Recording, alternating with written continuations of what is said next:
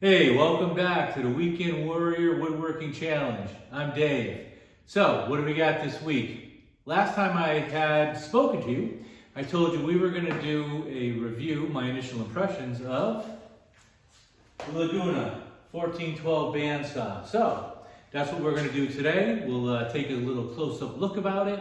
We'll get it set up. We'll make some cuts and tell you what my initial impression is of it.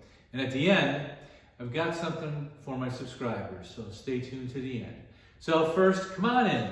Let's take a look at the 1412. So let's talk a little bit about this particular saw and why I purchased the Laguna model. Anyone who's seen my previous videos know that I'm a real big fan of my Laguna table saw, and in particular, the high-low fence system. So one of the things I really considered and really liked about the Laguna bandsaw was the fact that you have the fence here. It's a high-low fence system similar to the table saw. Easy change to go from the high-low fence system. I also found this. So I've had it, maybe 3 weeks?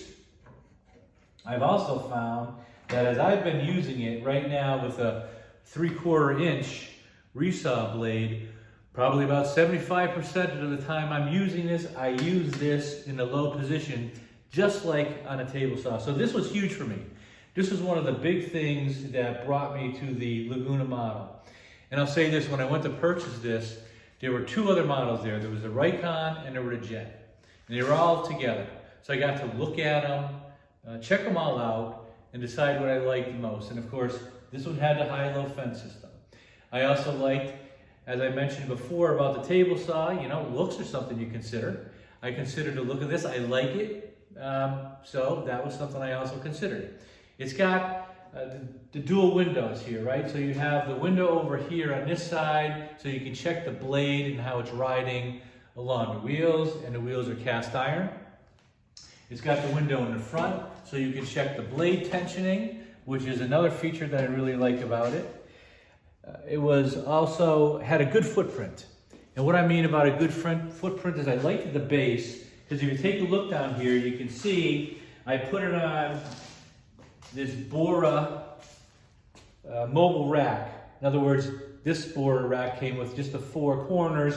You put a piece of plywood on it, and you can move it around. And as I told you before, in my shop, because it's small, I need things to be mobile. So I have this out so I can demonstrate it for you. But once I'm done, I can put the wheels down, wheel it over into the corner until I need it again. So those are the features that I really liked. I mean, cast iron table, similar to what we have over there on the table saw. I like the fact that it has these ceramic guides as opposed to the wheeled guides. One thing I did notice, and they say that when you're first using the saw for a little while, and I've had it for a few weeks, that you will get a little bit of sparking, something that'll go away after time. Happens a little bit still when I'm using the saw, but that's going really well. So all in all, I really like the saw. What you probably would like to see is how does it work? So let's do a few cuts. I got 3 things I'm gonna do for you. I'm gonna cut a thin piece of, softwood pine for you. And as I mentioned in my last video about wood, one of the things I like is I got this log. I'll make a little cut out of that for you and show you how you can get some nice, real good red oak hardwood out of that. And then we'll talk about the resaw capacity of this saw as far as it's advertised 1412, right? So 1412 is, I got 14 inches from the fence, and I also got supposedly 12 inches as far as the depth of cut for resaw. Although I did notice when I got this here, that I didn't even notice in the store, was it goes all the way up to 13 inches. So with that being said, let's get this set up and make a few cuts. So as you know, we are all concerned with safety. I consider myself a safety geek, but I'm not only concerned about my safety, I'm concerned about your safety. So even though this isn't that loud, I do wear ear protection. And now we're going to get it set up to make some cuts. So the first thing you got to do is plug it in.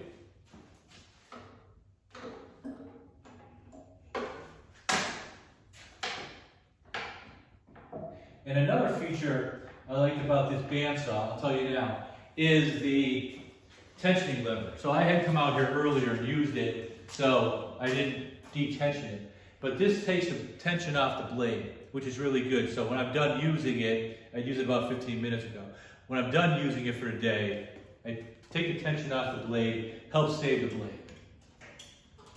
Make sure that that's tight. Loosen the guide for that, so I can put that, throw it up and down. Now, one thing about this is it throws around a lot of dust, so I use the dust collector system. So, anybody who watched the video about the planer knows I call it the Raycon dust collection system. So I gotta say this though. It works well on a table saw, the Raycon dust collection, it works well on the bandsaw also.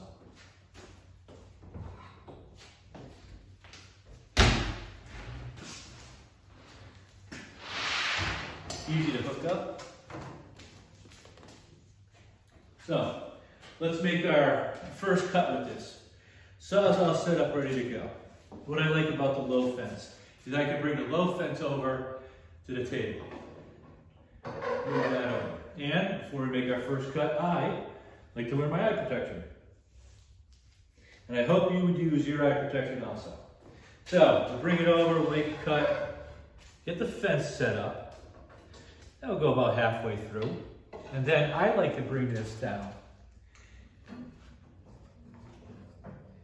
This is another, what I think is a great safety feature for this you can use. You bring it down just so it's above the wood. Helps protect you a little bit. Helps you from getting your hand stuck under there. Tighten it down. Turn on the dust collection system.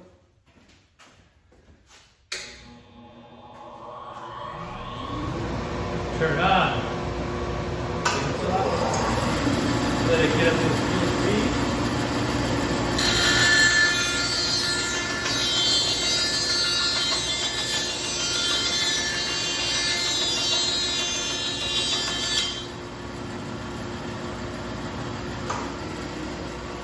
No complaints there.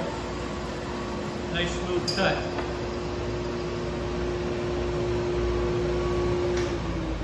I will say this. What you may have noticed on this model is it doesn't have a brake. So the blade does take a while to stop, but between the time I shut it off, go turn off the dust collection, come back, blade stop. So for me, that was not a huge issue. I didn't feel the need to spend the extra few $100s to get the next highest model so I could get the brake. Some people really prefer to brake. If you do, you have to go up to the next model, at least here. And also the Jet and Raycon I looked at, those particular models, they didn't have the brake either. So it's not something I found that I really had to have for the bandsaw. So this works well without it. So now, let's make a cut with the log and see what we can look at with some nice hardwood and how we can get that from the log. So, first things first, we're gonna have to get the fence out of the way because we can make some cuts without using the fence and do it freehand on the log. Bring this over. We are going to have to raise up the throat.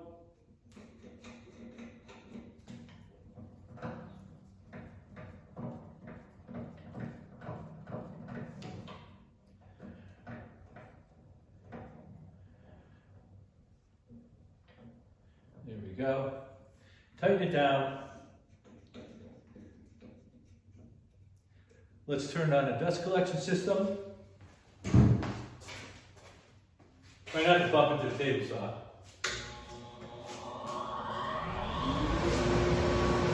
Let's make the cut.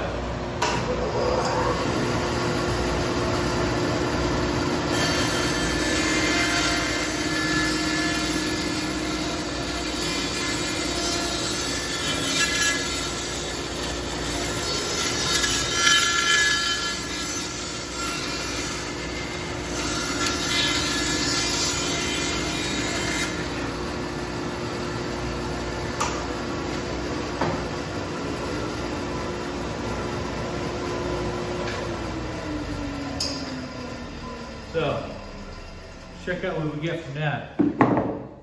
You can see, works pretty nice.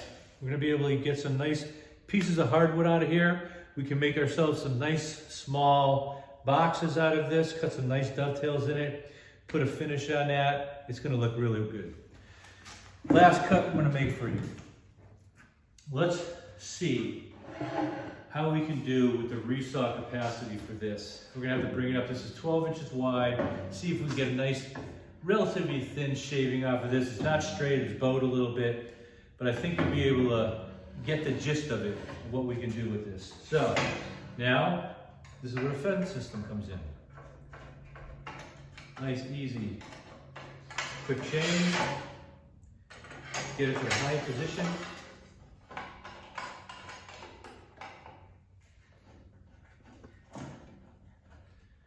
I mean, I don't think I can say enough about that. I really love that feature.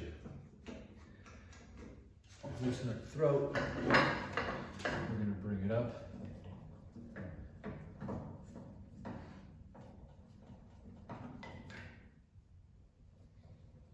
Now really, I can do this. Just doesn't seem like right now. Get it to where it's just above. Tighten it up. Get this set up for a nice thinner cut. Just to demonstrate. Let's get this tied down. Fence down nice.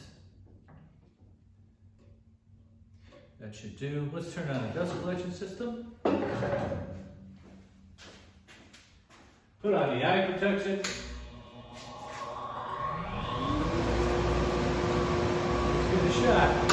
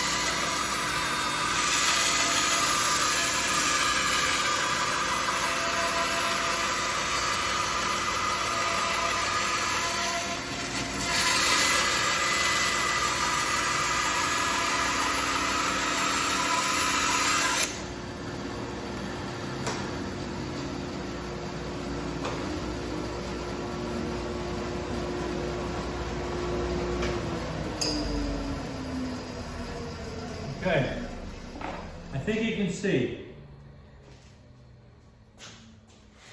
worked pretty well. Give myself a relatively, didn't shave it, but took a nice thin cut off of that. And I will say this, first bandsaw for me. I'm not the most experienced guy putting on a blade, nor with the bandsaw. So I got the blade on, took me a while. However, what I did do that was a mistake is I forgot to tighten the throat plate up when I made my first cut, which caused the blade to go wonky and it kind of bent it. I used a pair of pliers, I straightened it out. So keep in mind, this blade is not in the best shape to cut. Works really well for me. Cut through that red oak and it got me a thin shaving, and I've done a few of them like that. And I've used this quite a bit on a number of projects so far, and I haven't had a problem. It's worked out well. At some point, I'll probably get myself the Laguna Resaw King, which that blade's supposed to be fantastic for making really thick, thin cuts out of hardwood that are like 12 inches, 13 inches wide. But this worked pretty well, notwithstanding the fact that I kind of messed up the blade in the first place. So, overall impressions. I really like the saw. Not just because of the high-low fence system. I like all the features of it. I like the way it looks. I like the way it cuts. I've used it on a number of projects. Haven't had any problems. And if it was me, I'd think about it. I would think about this saw again. I would buy it again. And I'm very happy with it. You make your own decisions, but do the research. And I think if you do the research, you'll find this is a pretty comparable. It's a very good saw. So if it was me, like I said, I'd buy it again, make your own decisions, but I think it's a really good saw. Now, having said that, I know you're sitting there, some of my subscribers going, why do I subscribe to Dave's channel? What benefit do I get from being a subscriber? Well, I'm going to tell you right now. So, you're going to get some behind the scenes content. Sometimes I make some modifications to something that I built before, do a little upgrade. As subscribers, you get to see it. So, this is for my subscribers, and only my subscribers. Follow me over here to the table saw.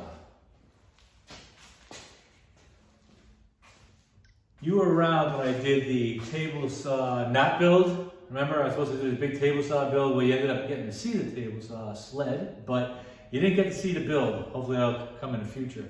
But you got to see the table saw sled. So here it is. I made a couple of upgrades I thought you might find interesting. So first of all, being concerned for all of my subscribers' safety and anyone else who ever tunes into my channel, or anyone else for that matter who does woodworking, I am concerned with everyone's safety. I put on this couple of blocks of plywood here on the back of the fence. And I'm going to move the stop block here. Because what this does for me is it's just a reminder that my hands do not go anywhere down where the blade might cut through the fence here. It's very important to me that everyone is safe and everyone keeps all their fingers. So that's something I put on there. It helps remind me about, where my hands can go and where they can't go. They're not going to go anywhere near the blade. That was probably the most important and the first upgrade I made. So then I was thinking, we're all looking to save a little bit of time. How do we do that? Well, rather than grabbing my tape measure, measuring a piece of wood, making a mark on it, coming over here, putting it down, then setting the block against it to make repeatable cuts, I thought, hey, why don't I just do this? So, grab my trusty plow plane. So like I said, I love hand tools. If I can use a hand tool to modify something on my power tools, I'll do it. So I grabbed my plow plane and I made, if you come in a little bit, you can see the thinnest possible groove I could get away with down my fence. Went on Amazon.com, got some right to left measuring tape, self-adhesive, stuck it in there, and it works really well. So if I want to make a cut that's like 5 inches long, I pull this over, put it on a 5-inch mark, get it down, and there you go. I am going to make a nice cut, 5 inches, every single time, no problem. And it took me less time than it normally would to do it if I had to measure and then bring it over. Just a small time-saving feature, right? Maybe a few seconds, adds up. So those are the 2 modifications that you get to see being subscribers to my channel. So again, thank you for turning into the Weekend Warrior Woodworking channel. Subscribe to the channel if you like the videos, and I hope you do. And then hit the notification bell so you get notified when another video is coming out. What's coming up in the future? Well, I'll tell you this, I'm going to be gone for a couple of weeks. I got to go to Colorado and learn how to edit. When I come back, it's going to be winter. So this shop has to get moved around so my wife can park her car in the garage. So most of the woodworking that's going to be going on is going to be going on in my basement shop, where generally it's just hand tools. So hopefully you want to come and continue the winter journey with me down in the basement, where we'll be making some projects with hand tools. I'll do a few videos on the tools I use, why I use them, what I like the best, where I get them from, and hopefully can help you make some decisions on what hand tools you want to buy and when. And then we'll make a couple of projects with just the hand tools and go through them because I'll know how to edit by that point and can make a video where we actually go through a whole build of a particular project. So again, thanks for stopping by. I'm Dave. We'll see you next time.